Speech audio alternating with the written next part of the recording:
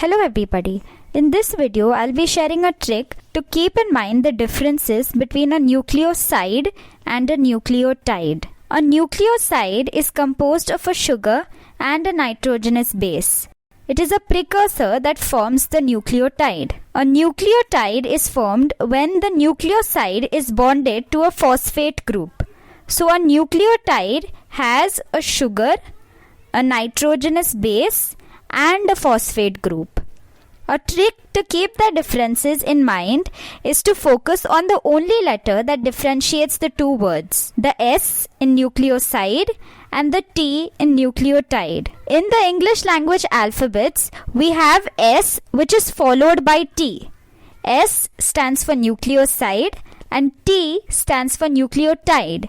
S is a precursor and T is the successor. S is basic with only sugar and nitrogenous base, while T is advanced with sugar, nitrogenous base, and phosphate. I hope this trick was helpful. That's all we have for today. Thank you.